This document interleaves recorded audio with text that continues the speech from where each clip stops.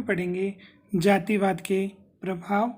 जातिवाद के प्रभाव देखो सकारात्मक भी हुए हैं, नकारात्मक भी हुए हैं, तो हम दोनों बिंदुओं की बात करेंगे। तो सबसे पहले हम लेते हैं जातिवाद के सकारात्मक प्रभाव। पहला तो देखो जातिवाद ने क्या किया है, तो जातिवाद ने लोगों को संगठित किया है,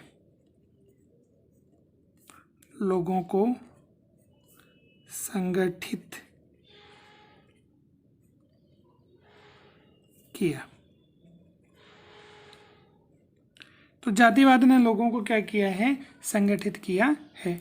वो कैसे, तो देखो एक नाम हम सुनते हैं जातीय पंचायत। जातीय पंचायत, तो जातीय पंचायत का मुख्य कार्य क्या होता है कि गांव में जो भी विवाद उत्पन्न होते हैं उन विवादों को क्या करना है, दूर करना है।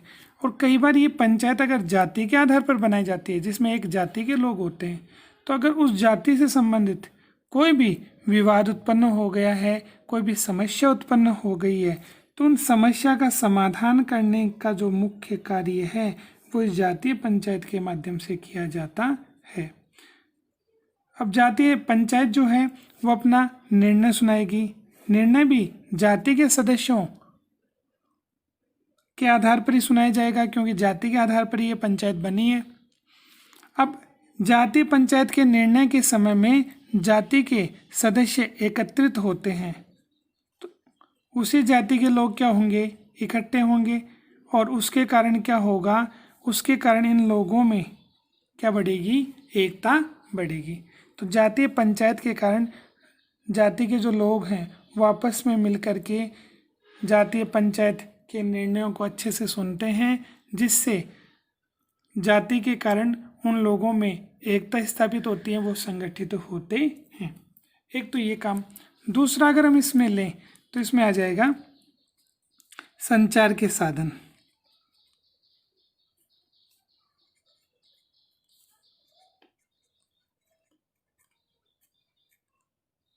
कि संचार के साधनों की बात करें तो संचार के साधनों ने मुख्य भूमिका निभाई है किसमें, जाति को संगठित बनाने में। कि जातीय संगठन जो बने हैं उन्हें मजबूती प्रदान करने में संचार के साधनों की महत्वपूर्ण भूमिका रही है। संचार के साधनों ने लोगों के बीच में जो दूरी है, लोगों के बीच की जो दूरी थी, उस दूरी को क्या कर दिया है, समाप्त कर दिया है। आज आप देखो इंटरनेट के माध्यम से विश्व में किसी भी घटना की आप जानकारी प्राप्त कर सकते हैं। तो ये किसके कारण हुआ, ये संचार के साधन के कारण हुआ। तो संचार के साधनों के कारण लोगों के बीच में जो दूरी बढ़ी हुई थी उसमें निकटता ही है। तो इस प्रकार से जाति के लोगों को भी एक दूसरे क्षेत्र से जोड़ करके उन्हें संगठित करने का प्रयास किया गया है। तो पहला प्रभाव हमने देखा कि किस प्रकार से लोगों को, और लोग भी कौन से, जाति के जो लोग थे उन लोगों को संगठित करने का प्रयास जातीय संगठनों के माध्यम से हुआ है।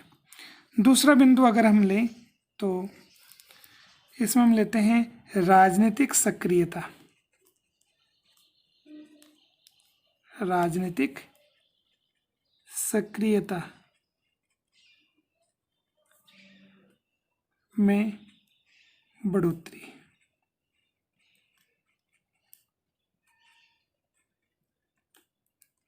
अब राजनीतिक सक्रियता का क्या मतलब होता है,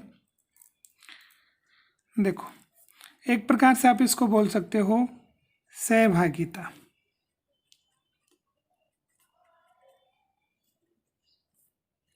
कि सहभागिता बढ़ी है। सहभागिता किस में बढ़ी है, सहभागिता बढ़ी है राजनीति में। तो राजनीति में क्या बढ़ी है, सहभागिता। किसकी सहभागिता बढ़ी है, तो सहभागिता बढ़ी है जाति के लोगों की। ऐसा क्यों, ऐसा इसलिए है कि जाति के जो लोग हैं वो अपने हितों की रक्षा के लिए, अपने जाति के हितों की रक्षा के लिए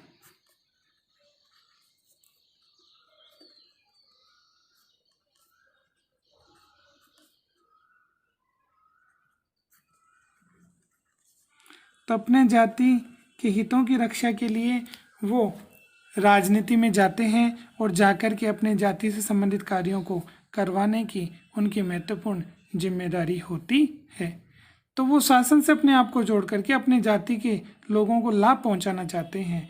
इसलिए राजनीतिक सक्रियता में क्या हुई है, बढ़ोतरी हुई है। लोग शासन से अपने आप को संबंधित कर लेते हैं, शासन से अपने आप को जोड़ लेते हैं ताकि शासन पर अपना दबाव बनाया जा सके और अपने हितों को क्या किया जा सके, पूरा किया जा सके। इस प्रकार से राजनीतिक सक्रियता में क्या हुई है, बढ़ोतरी हुई है। अगर तीसरा बिंदु हम इसमें लें तो नंबर 3, जातियों के हितों में भी वृद्धि हुई है।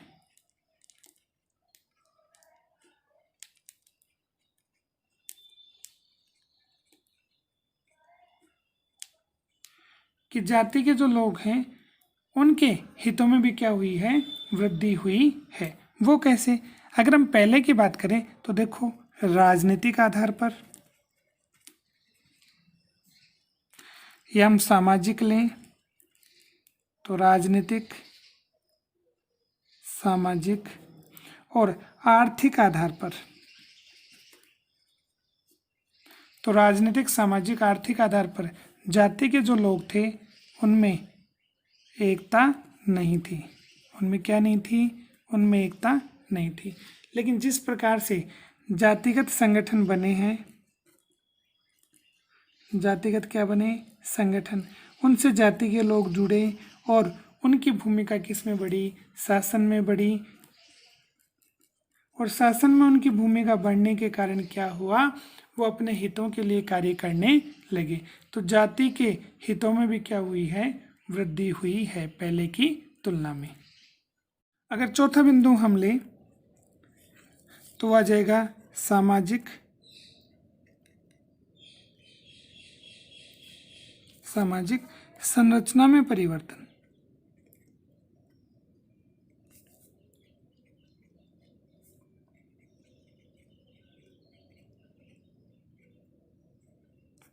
अब सामाजिक संरचना से क्या तात्पर्य है कि देखो, हम बात करेंगे यहाँ पर किसकी? समाज की। समाज की जो संरचना, संरचना बोलते हैं ढांचे को, उस ढांचे में क्या हो रहा है? बदलाव हो रहा है। वो कैसे?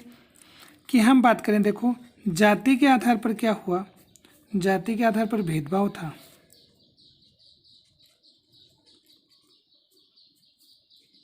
समाज में जाति के आधार पर पहले अंतर था। उच्च जातियां अलग दिखाई देती थी, निम्न जातियां अलग दिखाई देती थी।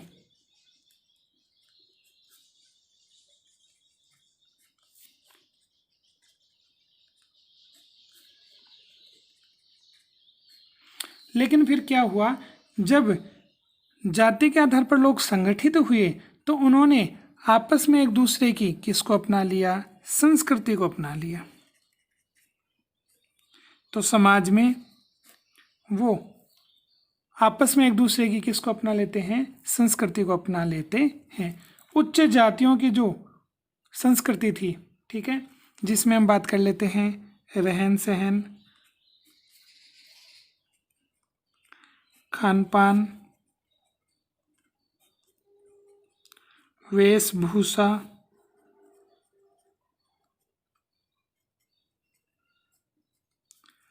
आचार व्यवहार,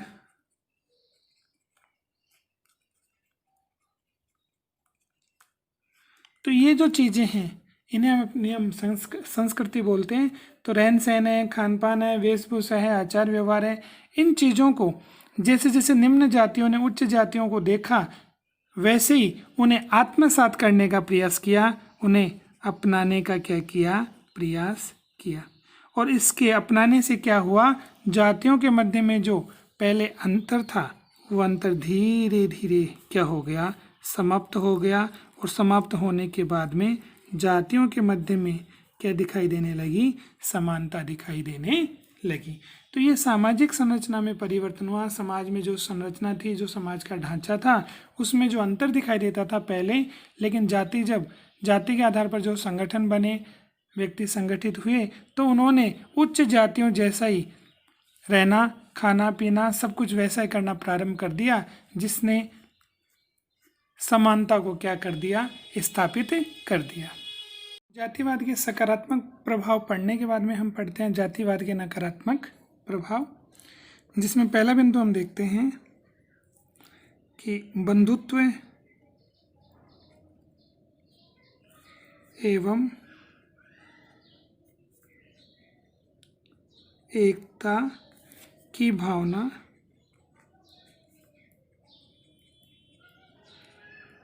को नुकसान।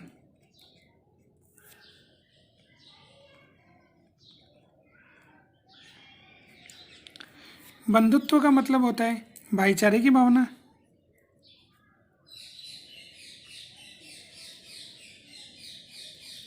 अगर हम दूसरे व्यक्ति को अपना भाई मानेंगे तो आपस में क्या बन जाएगी, एकता बन जाएगी, ठीक है, और देश क्या होगा, मजबूत रहेगा।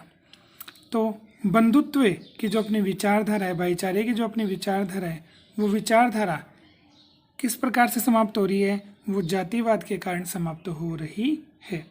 तो जातिवाद ने क्या किया है, लोगों को अलग अलग करने का क्या किया है, कार्य किया है। तो जाति के आधार पर लोगों को अलग अलग करने का कार्य किया है, इससे देश में एकता में क्या आई है, कमी आई है।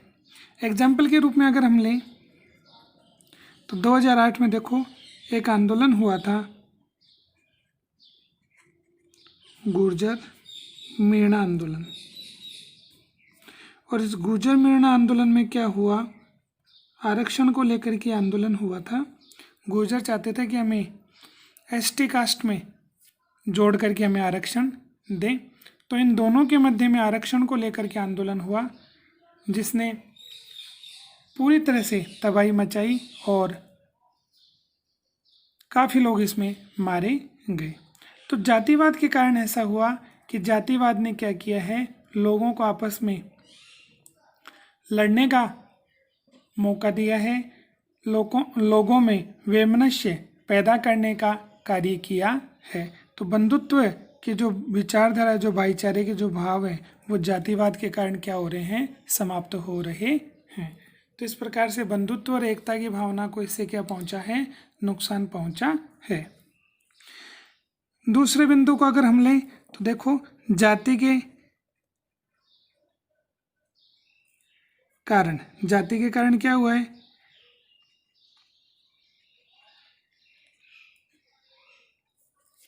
देशभक्ति।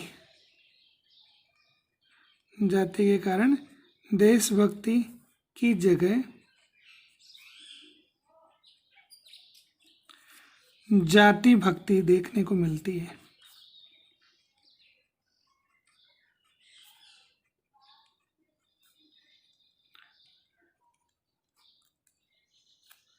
तो जातिवाद के कारण क्या हुआ है, देशभक्ति के जो अपने भाव हैं वो संकीर्ण हो गए। हम देश के स्थान पर किसे ज़्यादा महत्व देने लग गए हैं, अपनी जाति को महत्व देने लग गए हैं। जाति का भला होना चाहिए, चाहे देश का भला हो या नहीं हो। तो इस प्रकार से जातिवाद ने क्या किया है, अपने आप को संकीर्ण कर लिया है, ठीक है। अपनी जो बड़ी सोच है, राष्ट्रीयता के जो भाव हैं, देशभक्ति के जो भाव हैं, उन्हें संकुचित कर दिया गया है और उन्हें कम महत्व मिला है। और देशभक्ति के स्थान पर उनका स्वयं का फायदा होना चाहिए, उस जाति का फायदा होना चाहिए। तो यहाँ पर देशभक्ति के स्थान पर जाति की भक्ति, जाति के विचारों को, भावों को बढ़ाने का महत्व मिला है, ये विचार बड़े हैं। फिर हम बात कर लें वोट बैंक की राजनीति।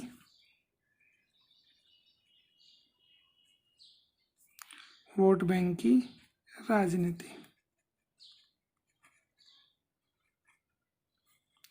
वोट बैंक की राजनीति को हम लें तो इसमें क्या होगा कि देखो चुनाव में उम्मीदवार खड़े होते हैं,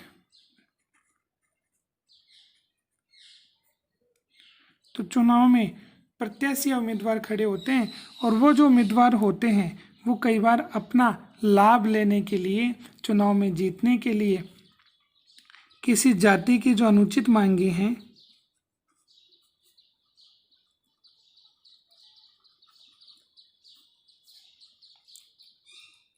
उन मांगों को अपना क्या दे देते हैं, अपना समर्थन दे देते हैं।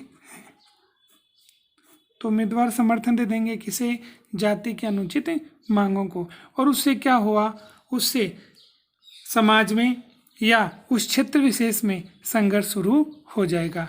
और वो जो जाति के लोग हैं वो चाहेंगे कि हमारे जो वोट हैं वो इस उम्मीदवार को मिले। क्यों? क्योंकि ये उम्मीदवार हमारे हक की बातें करता है।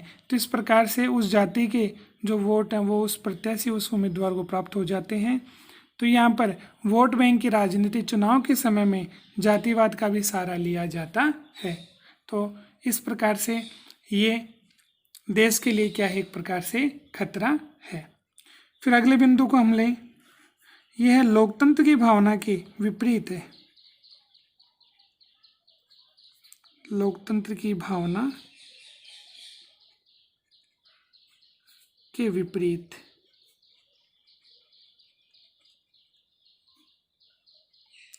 तो जातिवाद के कारण क्या हो रहा है, हमारा जो लोकतंत्र वो खतरे में पड़ रहा है।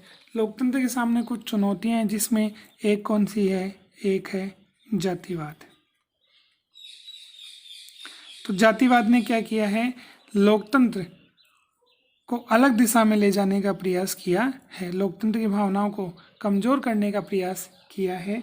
वो कैसे? क्योंकि हमारा जो लोकतंत्र है वो किस पर टिका हुआ है, वो समानता पर टिका हुआ है।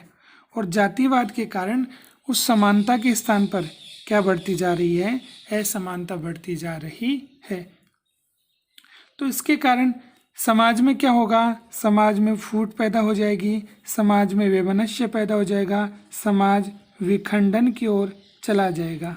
तो इस प्रकार से लोकतंत्र की भावना वो कमज़ोर होती जा रही है, किसके कारण, जातिवाद के कारण। तो जातिवाद असमानता को बढ़ावा देता है, समाज में फूट, विखंडन, ठीक है, संकीर्ण हितों को बढ़ावा देता है।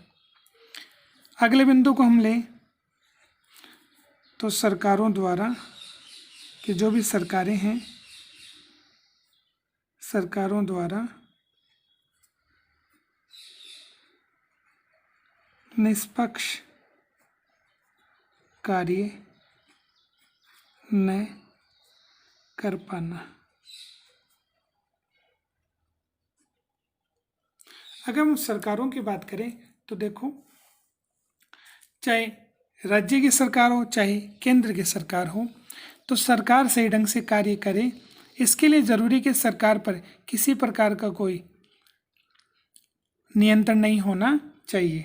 ठीक है, कोई जातिगत संगठन का कोई नियंत्रण या प्रभाव नहीं होना चाहिए किसके ऊपर, सरकार के ऊपर। तो सरकार निष्पक्ष रूप से कार्य करे, इसके लिए ये है कि सरकार पर प्रभाव नहीं होना चाहिए। तो जातीय संगठन क्या करते हैं,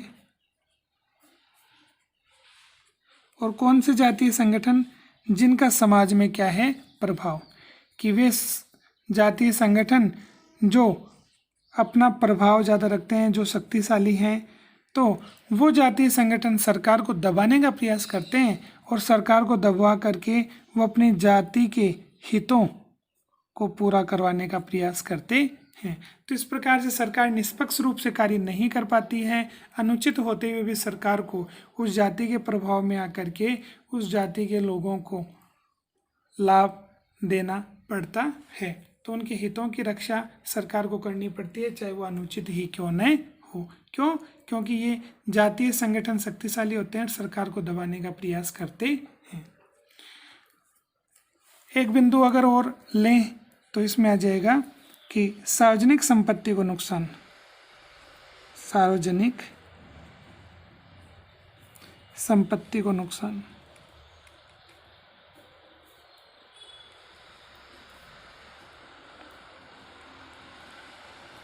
सार्वजनिक संपत्ति को क्या पहुंच रहा है, नुकसान पहुंच रहा है, किसके कारण, जातिवाद के कारण। कि वो कैसे, कि देखो जातिवाद के कारण जैसे हम मान लें कोई ब्राह्मण है, राजपूत है, ठीक है, सैनी है, जाट है, कुमावत है, तो विभिन्न प्रकार की जो जातियां हैं उसमें हमारा समाज बटा हुआ है और जाति के आधार पर अगर मान लो संघर्ष शुरू हो जाता है, ठीक है, कि जैसे मान लो राजपूत श्रेणी में संघर्ष शुरू हो गया तो उसमें वो क्या करेंगे, वो सार्वजनिक, उनमें हिंसा बढ़ेगी तो सार्वजनिक संपत्ति को, जो सरकारी संपत्ति है, ठीक है, सरकारी बसें हैं, सरकारी जो कार्यालय हैं, उनमें तोड़फोड़ की जाएगी, सरकारी बसों को आग लगा दी जाएगी। इस प्रकार से सार्वजनिक जो संपत्ति है उसको नुकसान पहुंचता है। किसके माध्यम से? जातिवाद के कारण। अगर जातिवाद नहीं होगा तो सार्वजनिक संपत्ति सुरक्षित रहेगी। तो आज हमने पढ़ा कि किस प्रकार से जातिवाद के सकारात्मक और नकारात्मक प्रभाव पड़ते हैं।